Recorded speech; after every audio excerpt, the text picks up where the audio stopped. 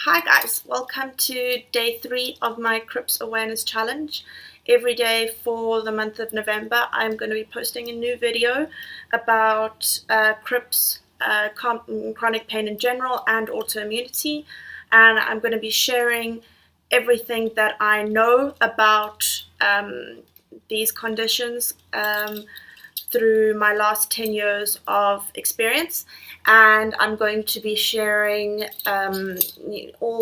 everything that I can provide that will help people who are dealing with it currently. Anybody who wants to understand more about raising awareness and where that's possible, anyone who has a question that they need to ask. I will be interviewing doctors, I will be speaking to professionals, so whenever you are watching a video and you have a question, feel free to pop a comment below, because they will get answered by a doctor during these 30 days. So yesterday we spoke a little bit about that time just before and after your diagnosis, and today I want to focus on family, because for most of us, family forms the foundation of our support structure, and they have learned to deal with a new you. It's a new segment of your life. It's a new beginning, and that is the best way to look at it. So family are one of the most difficult things to approach after a diagnosis, and even before, because they form part of your everyday life, and it's not just you who has to now cope with this condition, it's them as well. And it's going to be difficult because everybody deals with trauma in their own way, everybody deals with pain in their own way, and everybody's going to have a different opinion as to how you should cope with your own, because they don't want to see you unwell, they don't want to see you lying down, they don't want to see you in a bad space.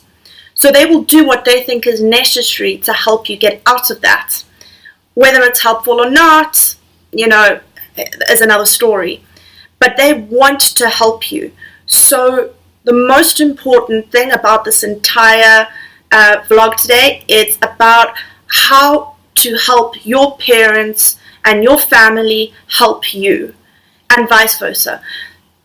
Because at the end of the day, that's all they really want. They want to help you, and they want you to feel happy again. And it's really difficult when you now going backwards. You are no longer independent. You're becoming dependent again. You rely on them for daily support. So you are now building resentment within yourself. You're feeling guilty about what they have to go through. And they're getting frustrated because they don't want to see you in like this. So there are a few things that I've learned over the last 10 years that have really helped me cope and have helped me become a lot closer to my family because of it. And the really nice thing about it is that it's actually really fun.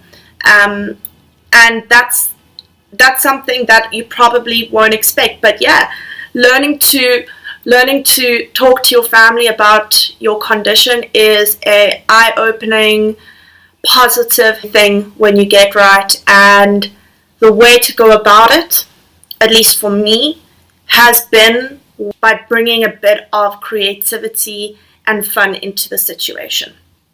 The first two things, though, that are really important is that the people closest to you get on board with how you are being taught about your condition. So yesterday we spoke about why it's necessary to document everything that you're feeling, put it in a diary, and bring that to your doctor, and have segments where you just sit and they answer your questions for you. The next thing that's really important is making sure that someone who you live with and someone who looks after you comes with you during those sessions, because now they are learning with you about your condition. So they are actively getting a better understanding of why you are going through what you're going through. And that's really important. The second thing that I highly recommend is seeing a mental health professional who specializes in teaching coping mechanisms for chronic pain and autoimmunity. I really do believe that this is an important aspect of coping on a day-to-day basis. What I think is even more important is that you do a session or a series of sessions where you bring in the people you live with, your family, the people who love you the most, because then you have got someone or a few people coming with you to your doctor, so they are now understanding the physical journey you are going through, the physical challenges you're facing, and they're also coming with you to your psychologist or your psychiatrist so that they can understand the emotional journey you're going through. And the other benefit to this is that it helps you see their frustration in a more constructive way, and they can see yours. So you start to become a lot more open with them, and you can create that dialogue about why you're angry, when you're angry, what makes you angry, what makes you happy, because that all needs to come out and that needs to be discussed. Because just being hit with different doctors and different treatments you must try and this person that you must see and whatever, it's going to do is make you feel overwhelmed, close you off, and make your family feel completely helpless. Once you have got that going and you're starting to break down those understanding barriers, you can tell them more openly and honestly, guys, I'm sitting at an 8 out of 10 today. I'm in bed. I'm watching movies and I'm sleeping. I'm sorry. I'm canceling everything that we had planned. And their response to that starts to become, okay, cool. Let me know if you need anything. Do you want me to stay here with you? And that's a dynamic that takes a bit of time, but you will come right. The payoff of getting that dynamic right is then you have more energy and more happiness and more desire to be around your family because they are helping you in a way that really, really benefits your health. A couple of things that really help, and this is where things start to get creative and it's really good.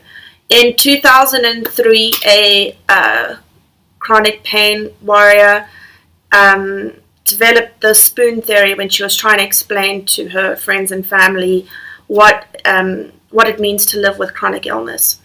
And it's become a global standard of a way of explaining chronic pain and energy to people who do not have or suffer from these conditions.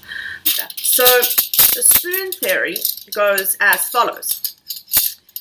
Every day when you wake up, you get given a certain amount of spoons.